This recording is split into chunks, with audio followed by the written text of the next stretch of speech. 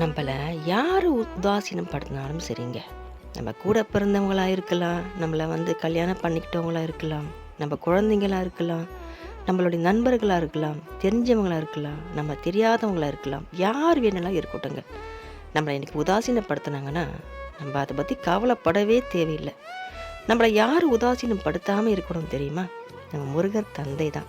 முருகர் தந்தை எப்போவுமே யாரையுமே உதாசீனப்படுத்த மாட்டார். நம்மளாவது எப்பயாவது திட்டுவோம் அவரை. தேவையில்லைப்போ, நான் உன்னை வணங்கவே மாட்டேன், உன்னை நான் கும்பிட்டு கும்பிட்டு பட்டதெல்லாம் போதும், இனிமேல் நான் உன்னை கும்பிட மாட்டேன் போனேன். நம்ம கூட சில சமயத்தில் செல்லமாக கோச்சிக்கிறது உண்டு.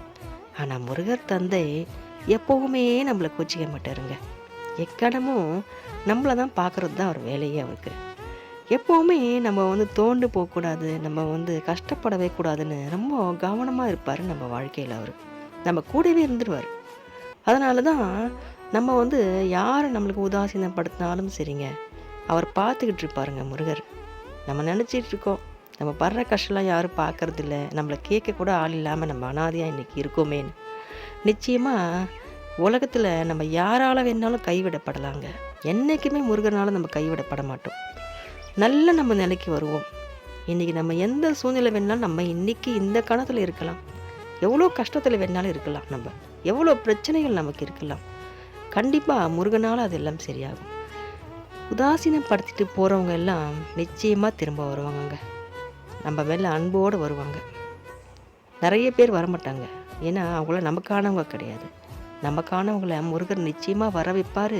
இவங்களையே நம்ம தப்பாக பேசிட்டோம், இவங்களுடைய அன்பை நம்ம புரிஞ்சுக்காமல் போடுமேன்னு அவங்கள தத்தளிக்க வச்சிருவார் முருகர். அவங்கள எதுவுமே பண்ண மாட்டார். நம்மளை உயர்த்தி உயர்த்தி அவங்க அந்த குற்ற உணர்ச்சியே அவங்கள கொண்டுடும். அந்த அளவுக்கு அவங்களுடைய கெட்ட எண்ணத்தை அந்த குற்ற உணர்ச்சி கொண்டுடும்.